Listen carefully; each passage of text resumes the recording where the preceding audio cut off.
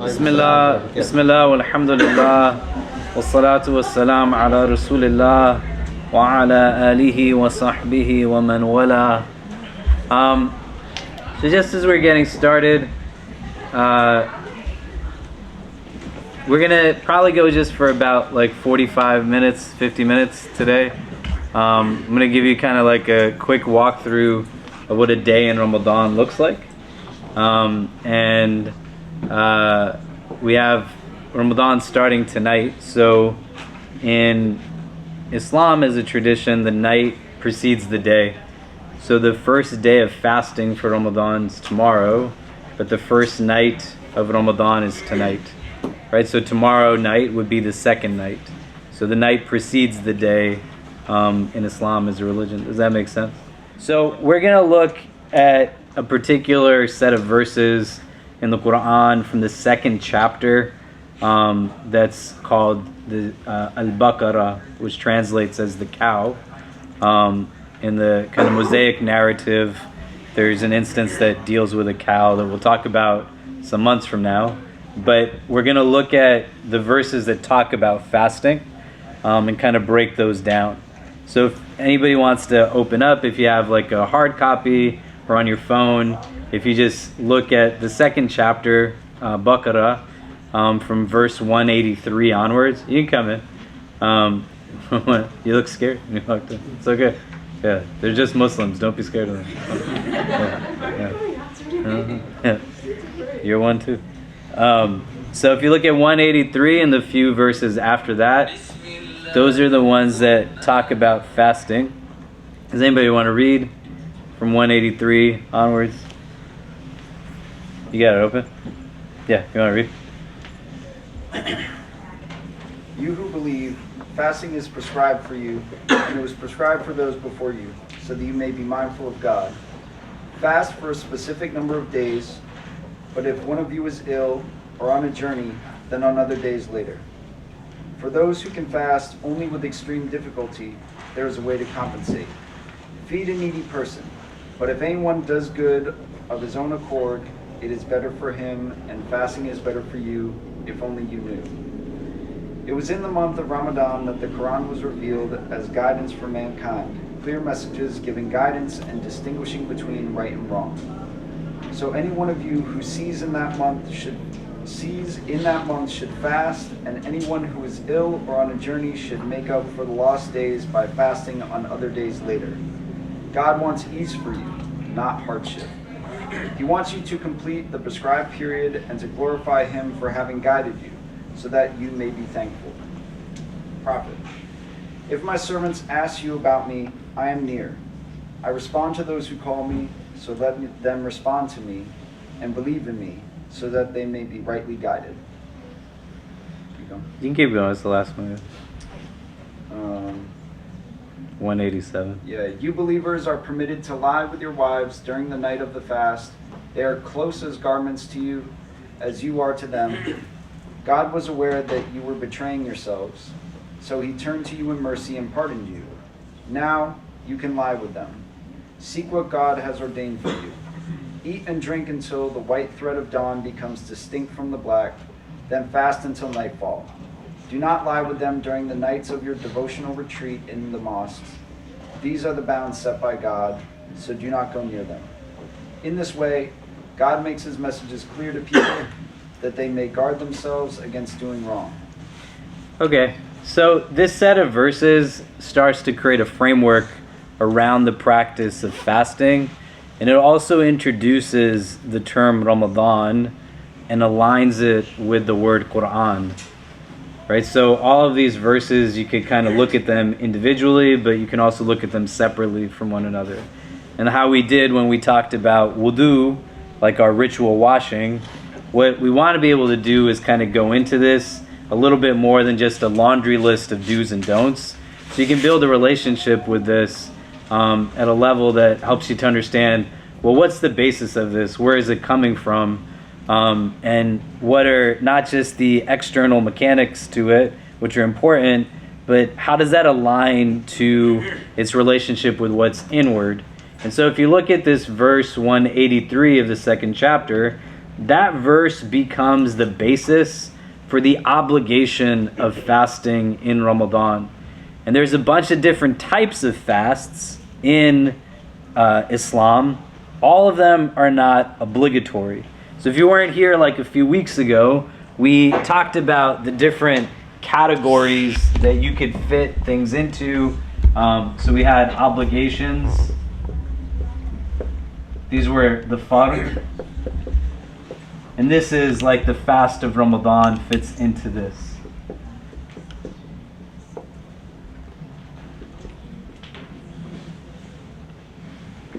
You then have what are the wajib, right? That was the lesser category of obligation. And those are makeup fasts from Ramadan. You have established like confirmed prophetic ones.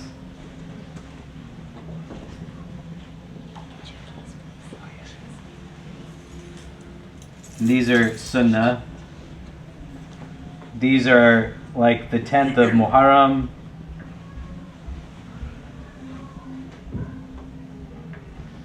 And the 9th, the day of Arafah. Like there's others, right? But just to give you an idea, then there's recommended ones. Like we do Mondays and Thursday, iftars here.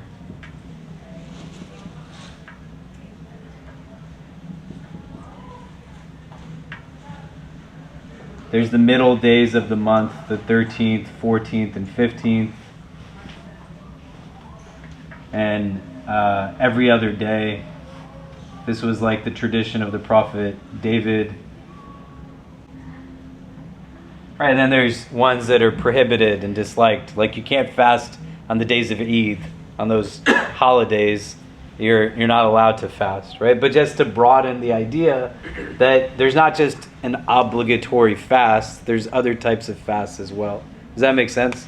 So this verse that we're looking at, it says in the Arabic, Ya ayyuhal ladina amanu kutiba alaykumus siyamu kama kutiba ala alladhina min qablikum la'allakum tattaqun.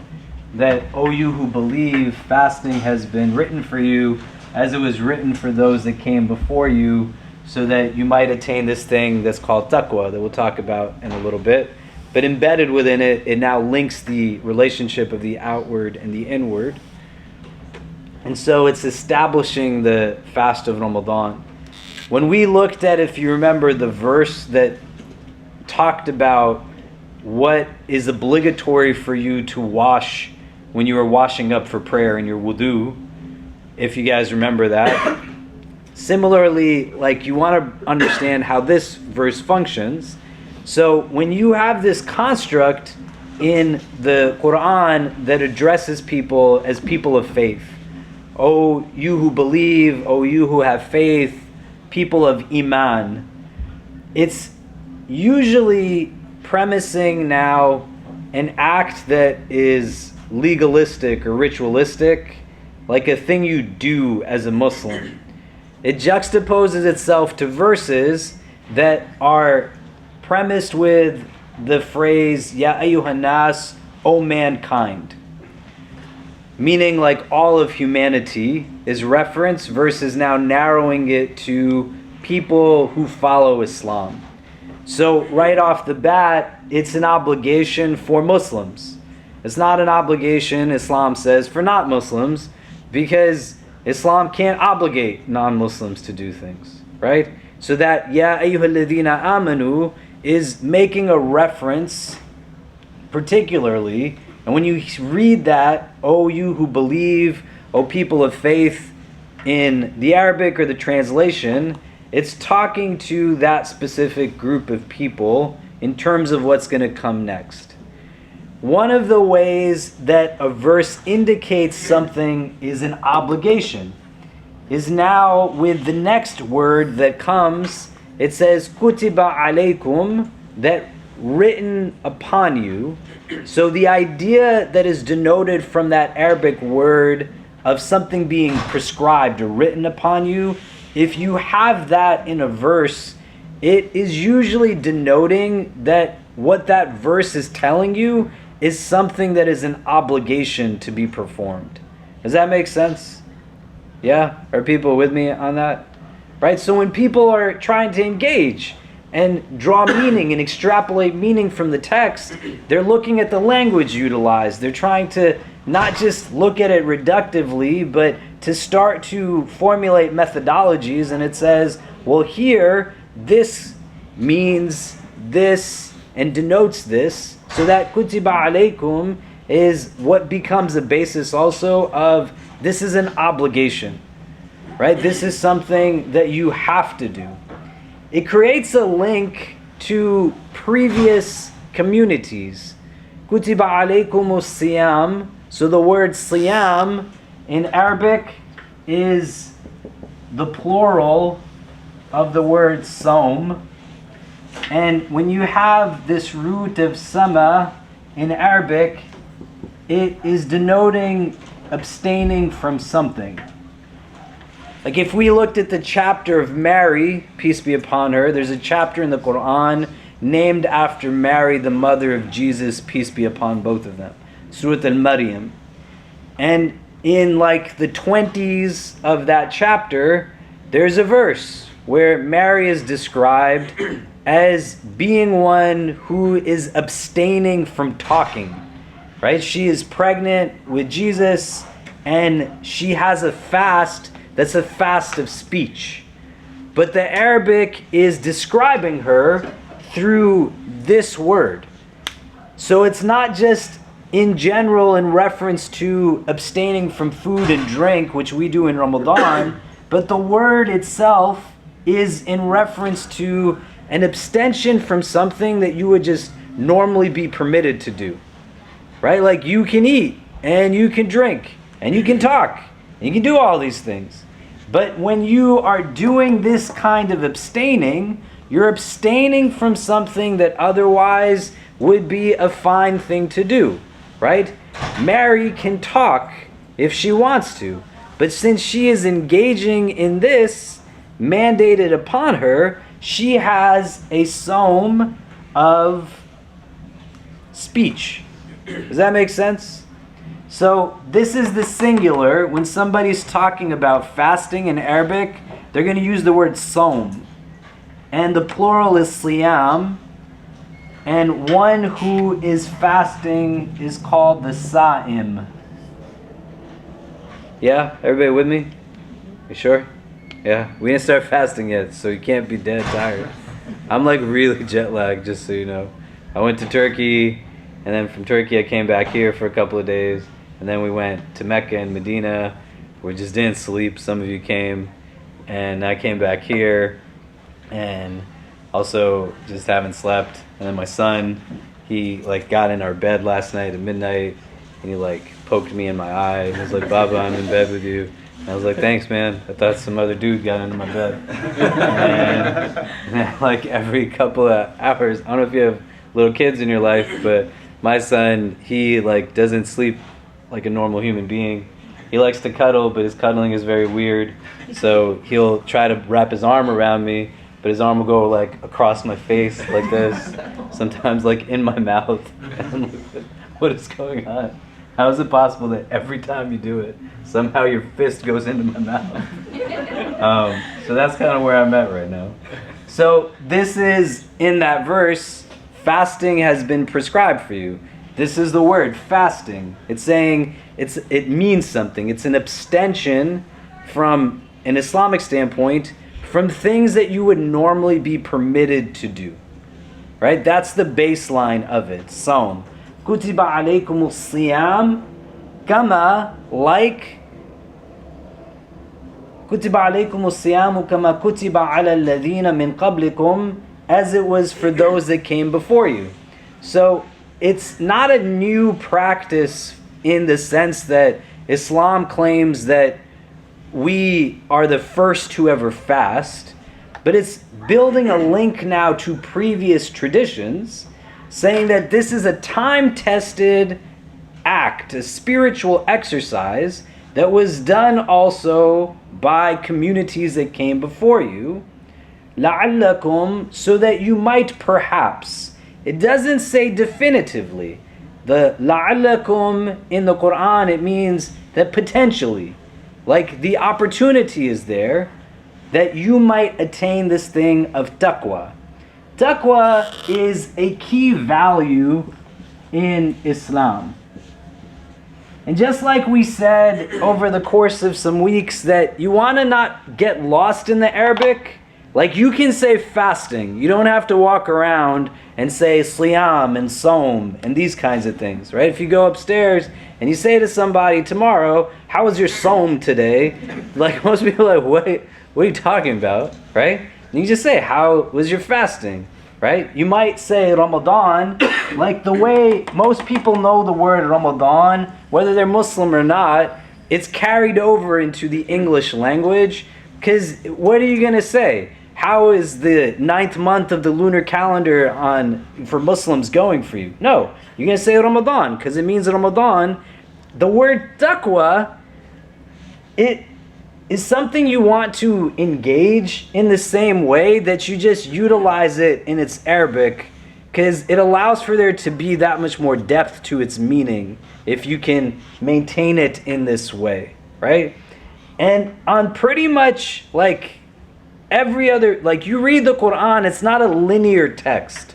You know, it doesn't say here's the beginning, middle, and end of a story, but it gives you details and then it pulls you back into core values. And there's a constant revisiting of this value that is called taqwa. It keeps coming up again and again and again. And it's one of the foundational values. You can call it a virtue if you want, but it's a foundational value, a virtue of Islam. This thing called taqwa. Its root in Arabic is wiqaya, which denotes a shield. And so taqwa in and of itself gets translated as consciousness, awareness, mindfulness, but it's a consciousness or awareness or mindfulness that's rooted in a consciousness of the divine. There's an ethical imperative rooted in that state of mindfulness, and it's meant to be something that exists within you, the way faith exists within you. There's a consciousness that exists within you that protects you. It shields you from things that are wrong, right? So if I was walking down the street and there's a pothole in the middle of the street, taqwa is what is the element within me that's going to say, hey, there's a hole coming. Don't fall in the hole, right? Protect yourself from it. You see what I mean? The way that it is given a description in our tradition is as if you are walking with like your clothes through a field filled with thorned bushes. How would you walk in that way so that the thorns aren't kind of pricking at you or kind of pulling at your clothes or unraveling the threads or piercing at your skin? You'd walk with a certain air of delicacy, right? There's mindfulness to it. You're not going to just run through a bush of thorned roses and then at the end be like, what happened to my arm? But if you know that those things are there, you're going to walk with a certain sense of awareness. That's what taqwa is, right? You have a recognition.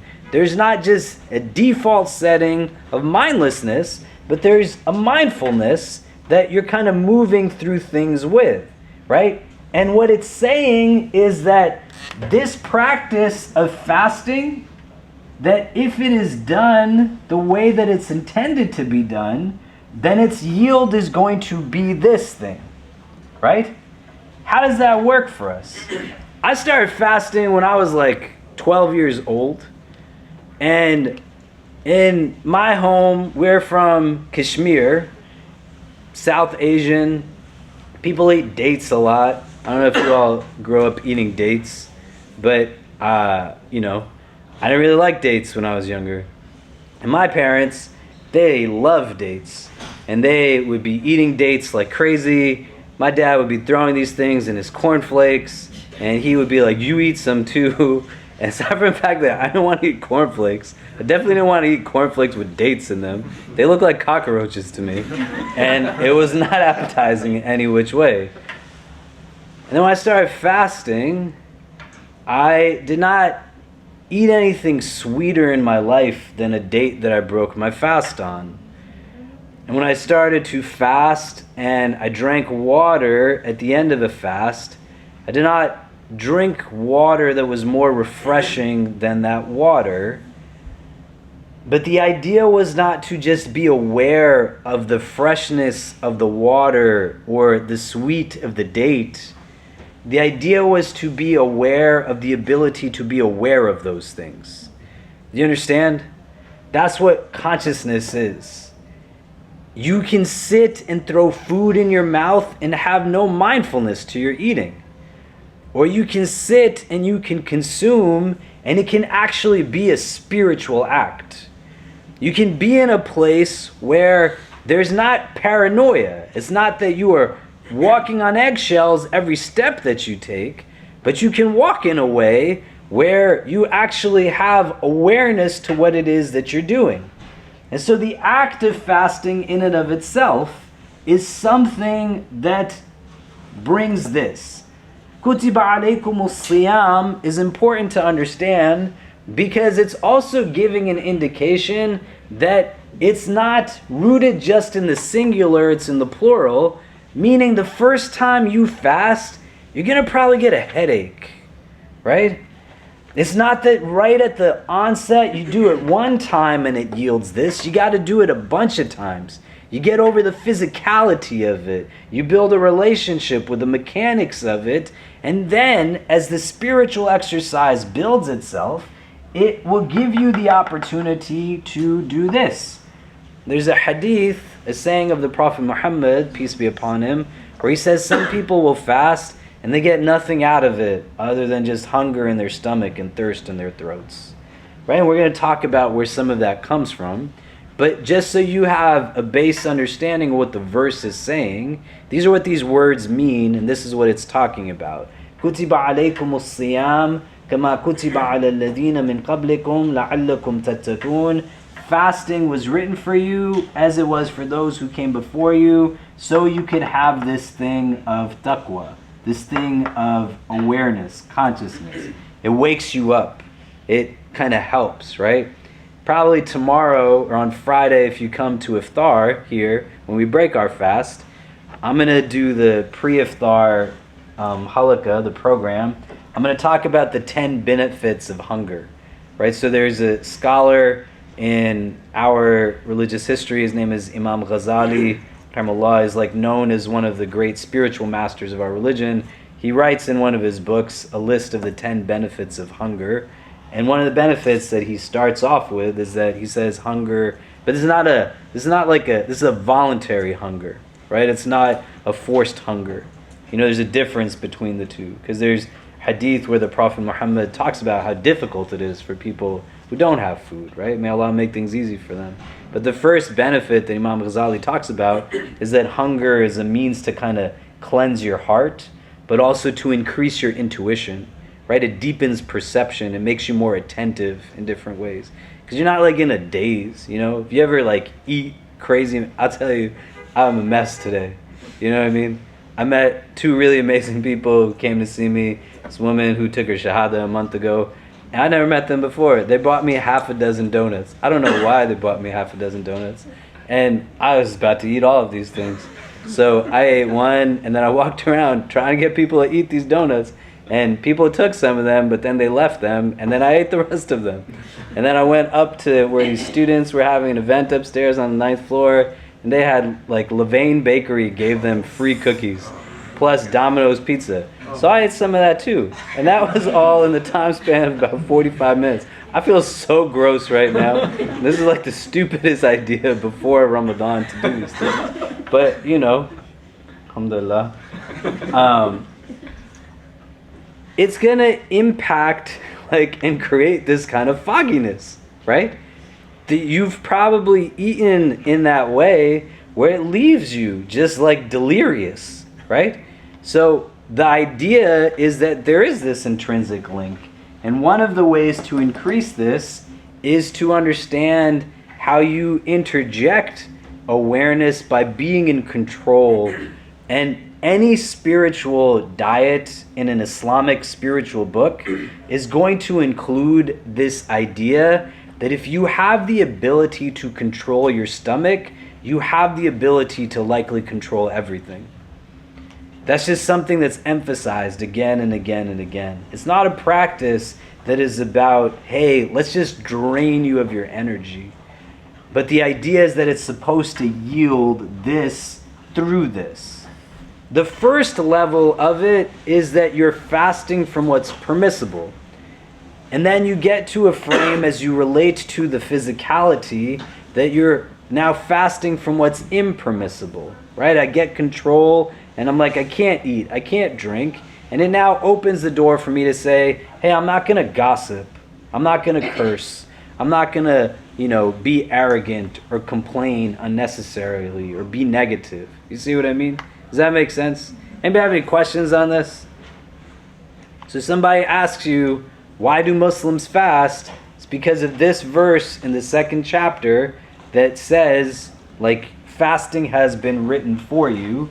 And then if they ask you what's the point of it, it's so that you can do this.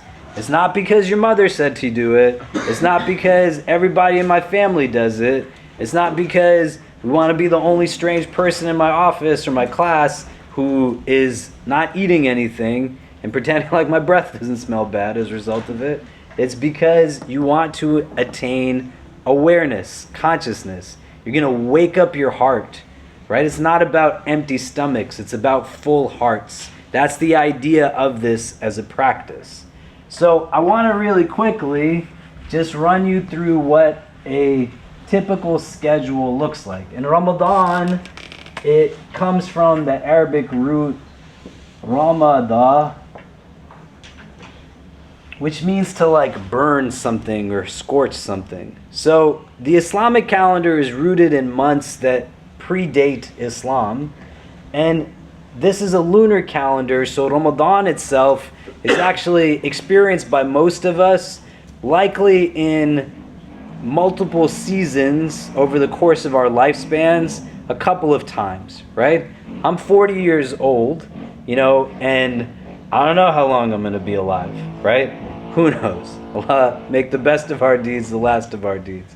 But likely, most of us in this room have statistically a good chance of living until we're 60, 70 years old, right? Maybe a little older. So you could probably experience Ramadan in your adult life at least twice in every single time and season of the year, right? And there's equity in this because we're in New York where right now it's not so long in comparison to you could go to some parts of Europe where I get people who reach out to me and they're like, hey man, Maghrib here is at 10 o'clock, right, sunset, and Isha is at midnight, and Fajr is at 2 in the morning. What should we do? And I'm like, hey man, I'm not from the Netherlands. You need to ask somebody over there because that's not my place to tell you.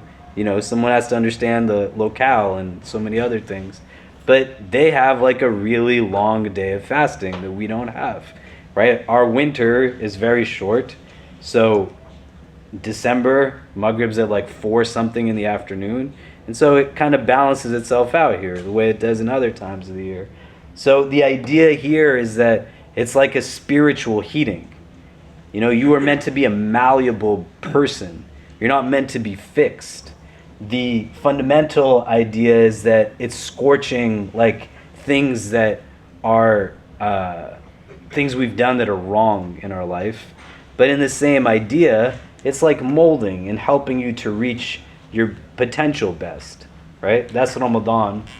So, because the night precedes the day, if we're looking at night and day 1 of Ramadan, it's going to start where we just started, with the Maghrib prayer, which is the 4th prayer of the day. We just prayed that at sunset. This is where you will also break your fast, but we'll talk about that in the context at the end of day 1 there's not that on night 1 because like the night precedes the day in our calendar in Islam. So you're going to then have Isha, and Isha is the night prayer, the 5th prayer of the day. We're going to pray that upstairs at around 8:25. You all should definitely come and, pray with us, like be a part of it. If you're still learning the steps of the prayer, you can follow along with people. And there's a unique prayer that takes place in Ramadan in the Sunni tradition of Islam that's called Tarawih. The root of this is Rawaha, and that means to rest. So this prayer is unique in that people pray it in different units. Some will pray it in 8 cycles, 8 rak'ahs. Some will pray it in 20. And some pray 36. What it is, we'll talk about next week, like the wisdoms, the spiritual benefits of it, why this is done. Why there's an opinion of 36 is the people of Medina, the Prophet Muhammad's city, they prayed 36. Because in Mecca, they prayed 20. And the resting that is here, right? This means to rest. These are prayed in 2 units each in sets of 4. So you pray 2, and then you stand up and pray another 2, and then you take a rest after each 4 that you've done. Does that make sense? That's why it's called Tarawih, because you're resting in between. So what they would do in Mecca is they would pray 4, and then they would do what's called the tawaf of the Kaaba. They would walk around the Kaaba 7 times. The way, if you've ever seen the black cube in Mecca, the Kaaba, and people who go for pilgrimage, right? Some of you just went with us, and we walked around the Kaaba 7 times, right? They would do that in between every 4 rak'ahs being prayed. So after 4 they do it, then after 8, then after 12, then after 16. So in Medina, because they couldn't do the tawaf of the Kaaba, they would instead pray another 4 rak'ahs to compensate. So there's 36, right? People will debate, like, should we pray 8 or 20, right? Nobody ever is like, hey, why don't we just do 36, But it's usually between this or that. The idea is that you just want to pray something. When you go upstairs, like, people are going to be praying this. And when they go on this marathon, if you've never prayed it before, right? You're new to Islam, you're exploring Islam, they pray Isha, and it's nice, and it goes for like 6 minutes, and then someone's like, hey, join in this Tarawih thing, and you're like, okay, and then they pray 20 of these things, and you're standing there for an hour, you're like, what did I just walk into, man? And nobody explained it to you. This is what they're doing. There's not a minimum of what you have to read in this. You can pray it in your home. You don't have to pray it in congregation. You can go to different communities, and culturally they will do it differently. So if you go to a Turkish community, for example, when they pray it, they'll pray 20, but they'll read like the shortest chapters of the Quran in each unit of prayer. So it goes like really quick. It's amazing, right? Some people will try to read one whole part of the Quran in each night, so they can read an entire completion of the Quran with the congregation, and that takes about like 45 minutes or so, but that's not a necessity. Does that make sense? Yeah. So that's what's going to happen upstairs in like 30 minutes. Then after this, like, come sleep. You want to sleep well. If you are going to fast, especially if our fast starts at 5:45 and goes till about 7, and then over the course of the month, it's going to be longer on both ends of the day because the day is getting longer. Your sleep is going to be very important in the course of how you respond to the day. One of the benefits of fasting that we'll talk about on Friday is that eating less and being controlled in the quality and quantity of your eating, physiologically will require you to also sleep less. So one of the reasons that we fast in Ramadan is not that the fasting just stops at sunset, but a purpose of the fasting is that it enables us to sleep less so that we can actually pray at night in Ramadan. And when you get over like the physicality of it in the first few days, the tiredness, your body will adjust. After about 3 or 4 days, you won't feel the hunger and thirst anymore, unless like in between these times, you're not eating sensibly or drinking sensibly. It's not the time to gorge or go like deep fried foods or like compensate for all of the, caffeine you didn't drink, and then it ruins your life, right? But you have to think about it seriously. It's a spiritual act. So if you turn into something animalistic at sunset, then you haven't necessarily tamed the ego. You let the ego take control of you as soon as it had capacity to do so. You see? So here you want to sleep well, and what's going to happen when you wake up, you're going to have a meal that's called Suhoor. Right? Suhoor is a pre-dawn meal. There's a lot of blessing in it in our tradition. Right? We have a narration in the hadith where the Prophet, peace be upon him, he says in the imperative, tasahharu, eat the suhoor. Right? He's saying it like, do this, tasahharu.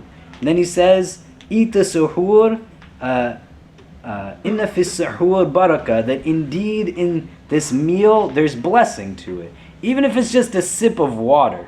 You think about it physiologically, you get up in the morning, you get your metabolism going, you're in a place where you're starting the day mindfully. I got to go through a whole day. This is not the time to eat like all kinds of crazy, gross things, right? It's a time to say, what's going to sustain me? How do I start to bring strategy and plan into my physical wellness routine?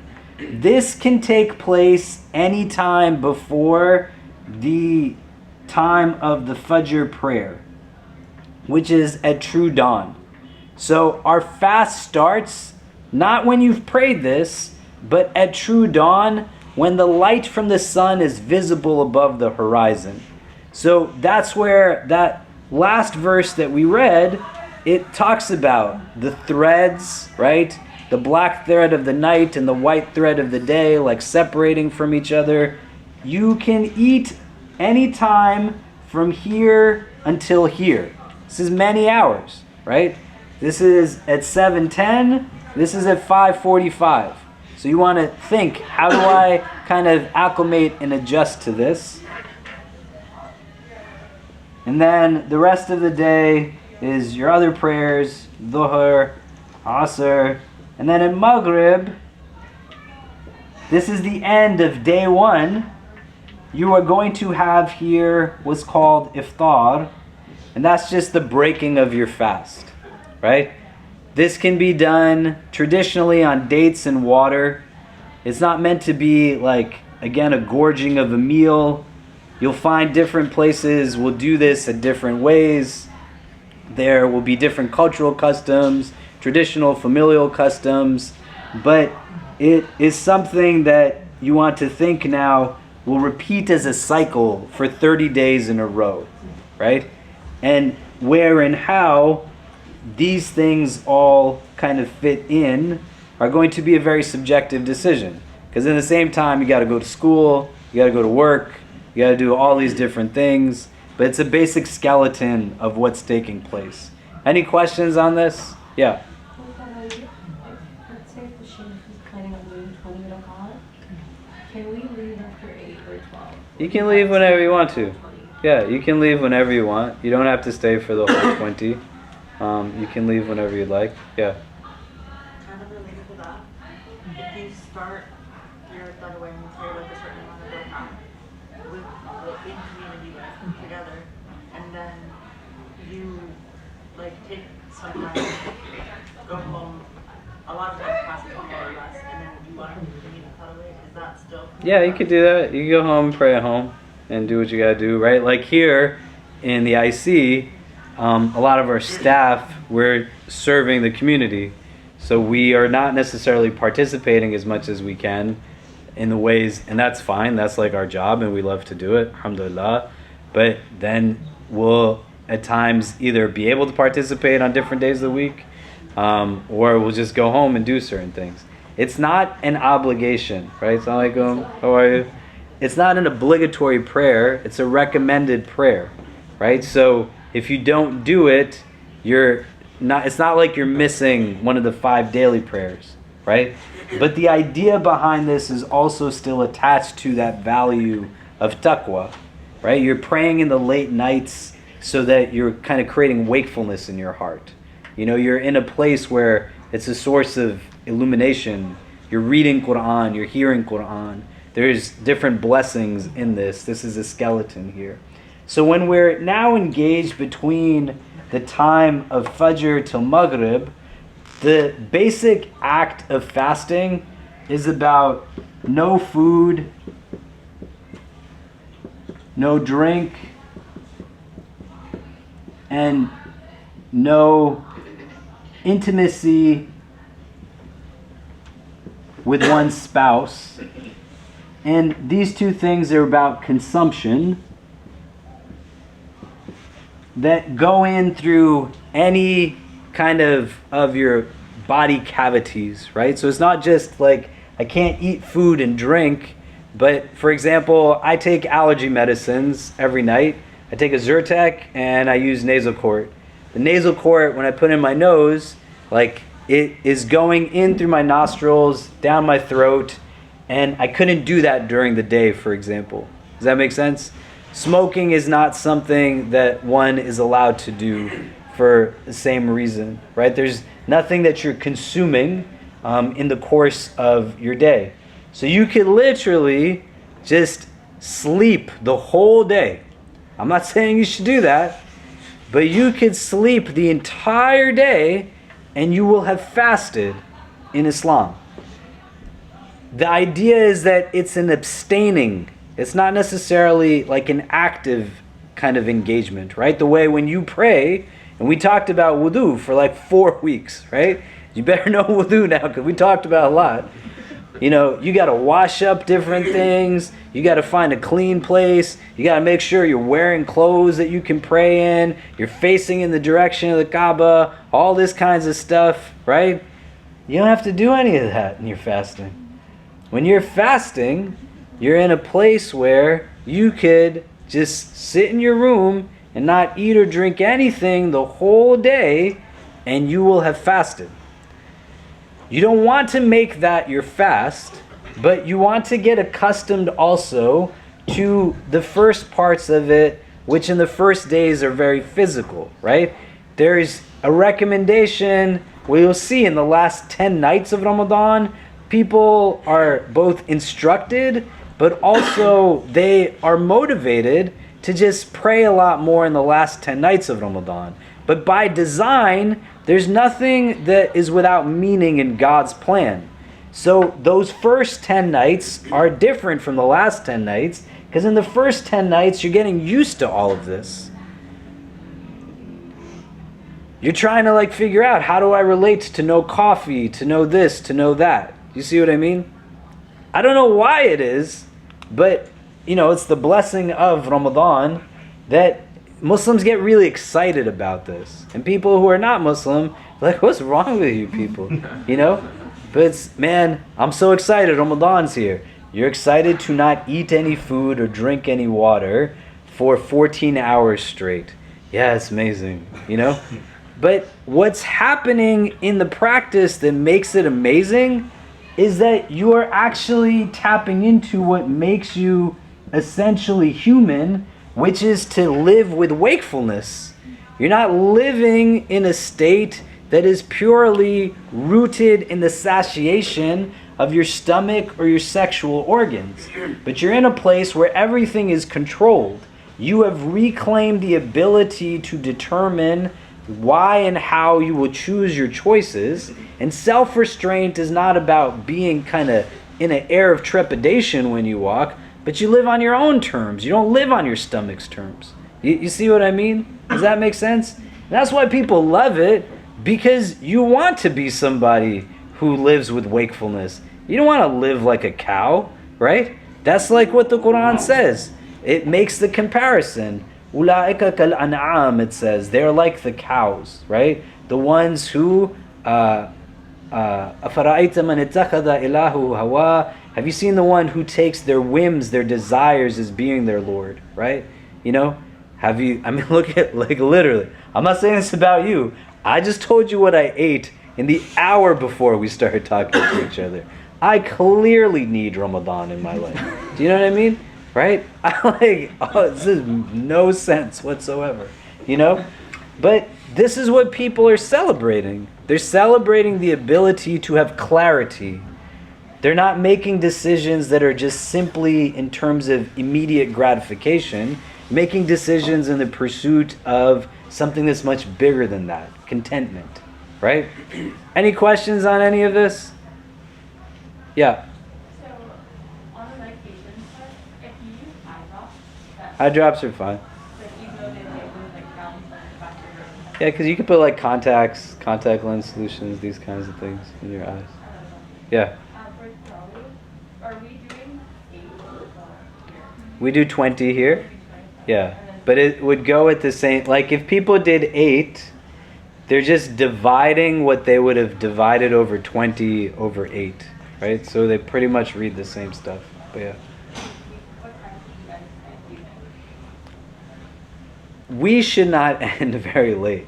If we end very late, I'm going to yell at the guys leading the prayer. That means they're going too slow. But we will pray Isha by like 8:26. It comes in. We'll call the Adhan. So by 8:40 we'll be done with Isha. Maybe 8:45 we'll start praying Salatul Tarawih, the Tarawih prayer. And anywhere from an hour or so to an hour and 15 minutes. Because if they're reading one part of it and a little bit more, but likely just one part to it, it's 20 pages of the Quran. And so it shouldn't take 2.5 hours to do it.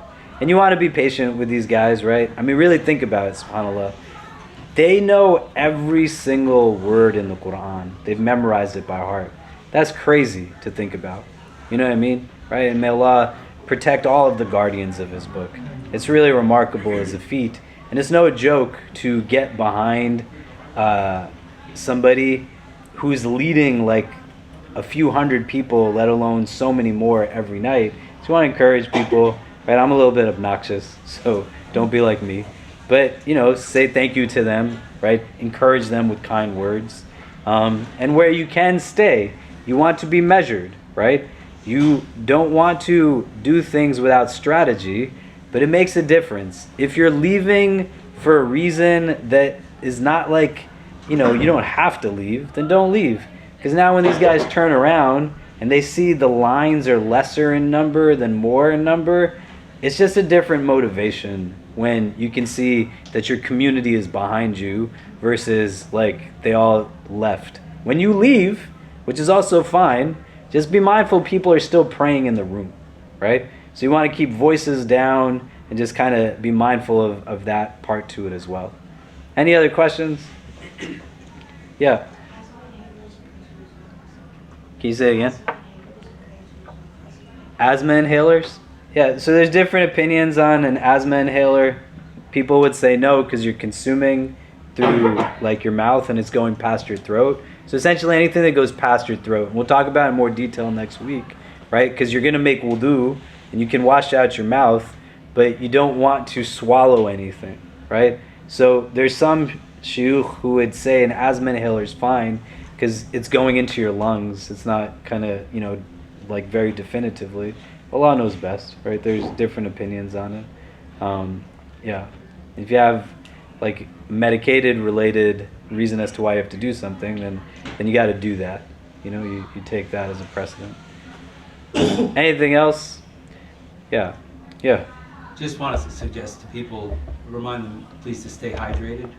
Because a lot of times we focus on the food aspect, but people neglect the hydration aspect. And I find that that's been more important for me and a lot of people. We have a prophetic tradition that recommends 1/3 food for your stomach, 1/3 water, and then 1/3 air, like when you're having a meal, right? So it means like you're not eating to your full, but it also means you should be drinking as much water as you're eating food, right?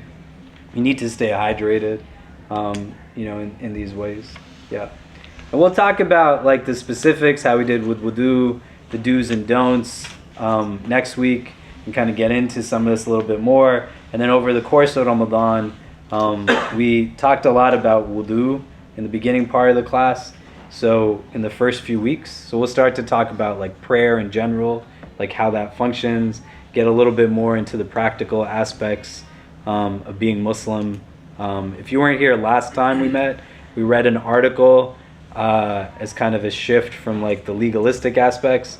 There was called the Islam and the Cultural Imperative by Dr. Omar Farouk Abdullah, which essentially is saying like Islam exists in various cultures, and to be Muslim doesn't mean you commit a cultural apostasy, right? You stay true to your cultural identity. It's a really great article. If you weren't here last time we met, you should take a look at that. Okay, so we're gonna pause. If people want to go upstairs, you're more than welcome to stay down here too, if you like, but we're gonna pray upstairs today instead of down here. And we'll see everybody next week at 6 o'clock, not 7. We'll do the essentials class here at 6. Assalamu alaikum. Alaikum salam.